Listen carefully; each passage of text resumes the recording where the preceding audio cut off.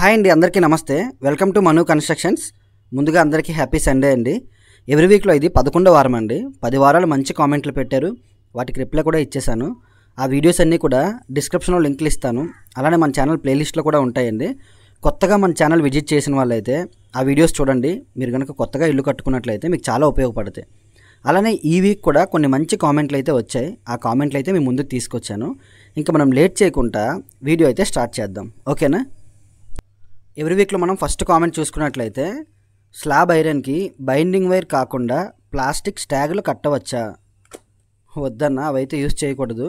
మీరు ఇన్స్టాగ్రామ్లో కొన్ని రీల్స్లో, అదేవిధంగా యూట్యూబ్ షార్ట్స్లో కొన్ని వీడియోస్లో చూసి ఉండొచ్చు. ఆ విధంగా అంటే గల్ఫ్ కంట్రీస్లో బైండింగ్ వైర్కి బదులుగా ఆ విధంగా కడుతున్నట్లు కొన్ని వీడియోస్ వచ్చాయి. కానీ ఆ విధంగా అయితే చేయకూడదన్న. మనం స్లాబ్ ఐరన్ కట్టేటప్పుడు ఎంచక్క మనకి బైండింగ్ వైర్ అవైలబుల్గా ఉంది కాబట్టి బైండింగ్ వైరే ఉపయోగించాలి. ప్లాస్టిక్ స్టాగ్లు అయితే ఉపయోగించకూడదు, ఓకేనా? మన ఆంధ్రాలో, తెలంగాణలో, నేను తమిళనాడులో కూడా వర్క్ చేశాను. అక్కడ కూడా ఎవరు ఉపయోగించరు, ఓకేనా? అది వీడియో పర్పస్ గురించి మరి ఏమో తెలియదు, కానీ ఎవరైనా సరే బైండింగ్ వైరే యూస్ చేస్తారు. ఇంకా మనం సెకండ్ కామెంట్ చూసుకున్నట్లయితే, అన్న 350 ఫీట్స్ బోర్కి ఎన్ని కేసింగ్ పైపులు వేయొచ్చు? 350 ఫీట్స్ బోర్కి ఎన్ని కేసింగ్ పైపులు వేయొచ్చు అంటే అది సాయిల్ బట్టి కొంతమంది కేసింగ్ ఎక్కువ వేస్తారన్న. అంటే కొంతమంది 350 అడుగులు బోర్ వేశారనుకున్న 300 కేసింగ్ వరకు చేయొచ్చు. ఇంకొంతమంది 150, 200, 180 ఈ విధంగా కూడా చేస్తారనమాట. అక్కడ సాయిల్ బట్టి బోరు ఒడ్లు కొట్టకుండా, అంటే మనం తీసిన బోర్ అనేది క్లోజ్ అవ్వకుండా వేస్తారనమాట కేసింగ్ అనేది. కానీ అది ఇన్ని ఫీట్స్ అయితే మాత్రం మనం చెప్పలేమన్నమాట, అక్కడ సాయిల్ బట్టే ఉంటుంది. మా సైడ్ అయితే మాత్రం 350 ఫీట్స్ వరకు బోర్ వేయాల్సిన పని లేదు. హైయెస్ట్ వెళ్తే 150 to 200 అంతే, అంత మించి వెళ్ళరు. కేసింగ్ కూడా అంతే అన్న. 150 అడుగులు బోర్ అయితే 120 అడుగుల వరకు కూడా కేసింగ్ చేయిస్తారు, ఆ ఒడ్లు కొట్టకుండా ఉండడానికి, ఫ్యూచర్ గురించి ఆలోచించి, ఓకేనా? మీకు అక్కడ మీ సాయిల్ ఏంటి అనే దాన్ని బట్టే ఉంటుంది, అది మీరు అక్కడ చూసుకొని చేయించాలి, ఓకేనా? దాని గురించి అంటే ఏ ఏరియాలో ఎలా చేస్తారనేది మ్యాక్సిమం వీడియో ట్రై చేస్తున్నాను నేను, అన్ని ఏరియాస్ కవర్ చేద్దామని. నాకు కనుక అన్ని దగ్గర నుంచి సపోర్ట్ ఉన్నట్లయితే డెఫినెట్గా వీడియో చేస్తాను మీకు, ఓకేనా? ఇంకా మనం నెక్స్ట్ కామెంట్ అయితే చూద్దాము. హలో సార్, పుట్టి సీలింగ్ ఇవి ఓన్లీ లుక్ కోసమేనా, యూజ్ ఉందా? పుట్టి సీలింగ్స్ లుక్ కోసమేనా అంటే లుక్ కోసమేనండి. మ్యాక్సిమం మనం అప్డేట్ అవుతూ వస్తున్నాం కదా, ఇల్లు కొంచెం కలర్ఫుల్గా ఉండాలి, బాగుండాలని చెప్పేసి. కానీ పుట్టి వల్ల ఏంటంటే కొన్ని గాలి అంటే మన హెల్త్ ఇష్యూస్ కూడా కవర్ చేయొచ్చు అని చెప్పేసి ఈ మధ్యన పెయింటింగ్స్లో చెప్తున్నారు అనమాట. పుట్టి పెయింటింగ్ వేస్తే హెయిర్ అనేది బాగుంటుంది, మీకు లోపల రూమ్ స్మెల్ కావచ్చు అంతా కొంచెం బాగుంటుంది, హెల్త్ కండిషన్గా కూడా ఎక్కువ ఫ్రెండ్లీగా బాగుంటుంది అని చెప్తున్నారు.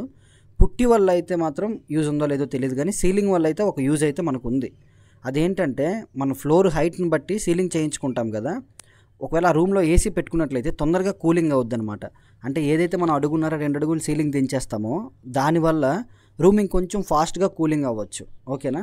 యూజ్ అయితే అదేని, మ్యాక్సిమం లుక్ పర్పస్ ఈ రెండు పనులు కూడా, ఓకేనా అండి? ఇంక మనం నెక్స్ట్ కామెంట్ అయితే చూద్దాము. అసలు ఎస్ఎఫ్టీ ఎలా కొలుస్తారు బ్రో? అది వర్క్ బట్టే ఉంటుంది బ్రో. అంటే ఎస్ఎఫ్టీ ఎలా కొలుస్తారంటే ఒక్కొక్కరికి ఒక్కొక్క విధంగా ఉంటుంది. కార్పెంటర్ ఎస్ఎఫ్టీ కౌంటింగ్ వేరేగా ఉంటుంది, తాపీ మేస్త్రి ఎస్ఎఫ్టీ కౌంటింగ్ వేరేగా ఉంటుంది, సెంటరింగ్ అయిన ఎస్ఎఫ్టీ కౌంట్ వేరేగా ఉంటుంది. మేము ఇప్పుడు ఎస్ఎఫ్టీ కౌంటింగ్ చెప్పామనుకోండి, తాపీ మేస్త్రి అనేవాళ్ళు స్లాబ్ ఏరియాని కొలుస్తారు. స్లాబ్ పొడవు అడ్డు కొలిచేసి అది మీకు ఎస్ఎఫ్టీ కాస్ట్ ఇంత పడుతుందని చెప్తాము. అదే సెంటరింగ్ అయిన అనుకోండి, స్లాబు కొలుస్తారు, బీములు కొలుస్తారు. అలానే కార్పెంటర్స్ కూడా ఫ్రేమ్ వర్క్, బాక్స్ వర్క్ అనే దాన్ని బట్టి ఎస్ఎఫ్టీ కాస్ట్ అనేది ఉంటుంది అనమాట. సో దాని గురించి డీటెయిల్గా ఒక వీడియో అయితే చేస్తాను నేను, ఓకేనా? ఇంకా మనం నెక్స్ట్ కామెంట్ అయితే చూద్దాము. డూప్లెక్స్ హౌస్ అంటే ఏమిటి బ్రో? డూప్లెక్స్ హౌస్ అంటే ఏమిటంటే అన్న, మనకి జనరల్గా నార్మల్ హౌసెస్ ఏంటంటే మెట్లు అనేవి అయితే ఫ్రంట్ సైడు, లేదంటే బ్యాక్ సైడు, లేదంటే ఇంటికి ఆ సైడు ఈ సైడు మనకి వాస్తు ప్రకారంగా మనకు ఉండే ప్లేస్ని బట్టి పెట్టుకుంటాం కదా మెట్లు అనేవి. సో అలా ఇల్లు కట్టుకున్నప్పుడు ఏంటంటే పైన ఇంకో ఫ్లోర్ కట్టుకున్నా, ఆ పైన ఇంకో ఫ్లోర్ కట్టుకున్నా, 3 హౌసెస్ మనం రెంట్కి ఇచ్చుకున్నా ఏమైనా సరే ముగ్గురు కూడా మేడ మీదకి వెళ్ళి వచ్చే అవకాశం అంతా ఉంటుందన్నమాట. కానీ డూప్లెక్స్ హౌస్ అనేది ఒక విల్లా టైప్ అనమాట. అది మీకు తప్ప మరి మీరు రెంట్ పర్పస్కి ఇవ్వడానికి కానీ దేనికి పనికిరాదు. ఇంకా అంటే మీరు పైన ఇంకో ఫ్లోర్ కట్టేసి ఎవరికైనా రెంట్కి ఇద్దామంటే అవ్వదు. ఎందుకంటే డూప్లెక్స్ హౌస్ అనేది మెట్లు అనేవి మీ ఇంటి మధ్యలో వస్తాయి. సో ఆ విధంగా ఉన్నప్పుడు ఏంటంటే మీరు ఎవరికి రెంట్ పర్పస్ ఇవ్వడం అనేది అవ్వదు. మీకు ఎంత స్థలం ఉన్నా, చిన్న స్థలం ఉన్నా, పెద్ద స్థలం ఉన్నా, కిందన హాలు, డైనింగు, కిచెను, అదేవిధంగా ఒక బెడ్రూమ్ వీలైతే పెద్ద ప్లేస్ అయితే ఇచ్చేసుకొని హాల్లోని మెట్లు ఉంటాయి, హాల్ లోపల వెళ్ళే మెట్లు ఉంటాయి పైకి, ఆ విధంగా వెళ్ళి పైన బాల్కనీస్, బెడ్రూమ్స్ అనేవి ఉంటాయి అన్నమాట. డూప్లెక్స్ హౌస్ అంటే ఇన్సైడ్ మెట్లు అనమాట, అవుట్ సైడ్ స్టెప్స్ అయితే మీకు ఉండవు, ఓకేనా అన్న? ఓకే, ఇంకా నెక్స్ట్ కామెంట్ అయితే చూద్దాము. సార్ స్క్వేర్ ఫీట్కి how much rate with material? ఇది ఆల్రెడీ నేను వీడియో చేశానన్నా, మీకు అవి డిస్క్రిప్షన్ లింక్లు ఇస్తాను చూడండి. కానీ చాలామంది అడుగుతున్నారు ఎస్ఎఫ్టీ కాస్ట్ ఎంత పడుతుందని. కొత్తగా ఇల్లు కట్టుకునే వాళ్ళు ఎవరైనా సరే మనకి ఎస్ఎఫ్టీ కాస్ట్ అనేది ఇప్పుడున్న రేట్ల ప్రకారం అయితే 1800, 2000, 2200, 2500, 3000 వరకు కూడా ఉందండి. అది మీకు అక్కడ వాడే మెటీరియల్ బట్టి మీ ఎస్ఎఫ్టీని బట్టే ఉంటుంది. కానీ 1800 లోపు అయితే మాత్రం మీకు మంచి క్వాలిటీ మెటీరియల్ వేసి క్వాలిటీగా వర్క్ చేయడం అయితే అవ్వదు. 1800 నుంచి మీకు స్టార్ట్ చేసినట్లయితే కొంచెం మంచి మెటీరియల్ వాడి వర్క్ నీట్గా ఉంటుంది. ఓకేనా అండి?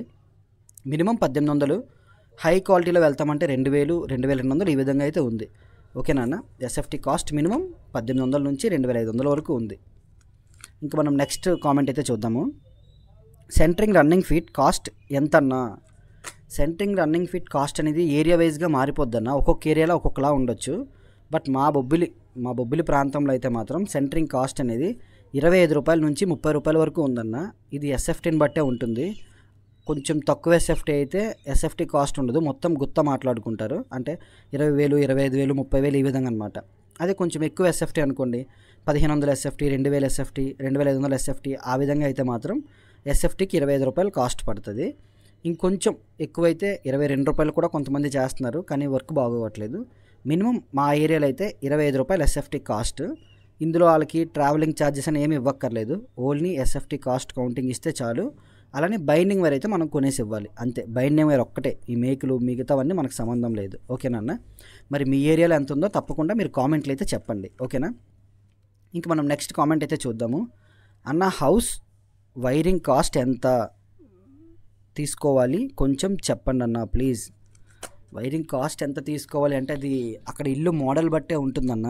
సింగిల్ బెడ్రూమా, డబుల్ బెడ్రూమా, ఎస్ఎఫ్టీ కాస్ట్ ఎంత వస్తుంది, ఫాల్ సీలింగ్లు చేయిస్తారా చేయించరా, దీన్ని బట్టే ఉంటుంది. బట్ మీరు ఎంత ప్రైస్ తీసుకోవాలనేది ఏంటంటే చెప్పలేము, అది ఎవరు కూడా చెప్పలేము. నేను ఈ వైరింగ్ కాస్ట్ గురించి, ఎలక్ట్రికల్ వర్క్ గురించి మొత్తం కలిపి ఒక వీడియో అయితే చేస్తాను, ఫుల్ వీడియో.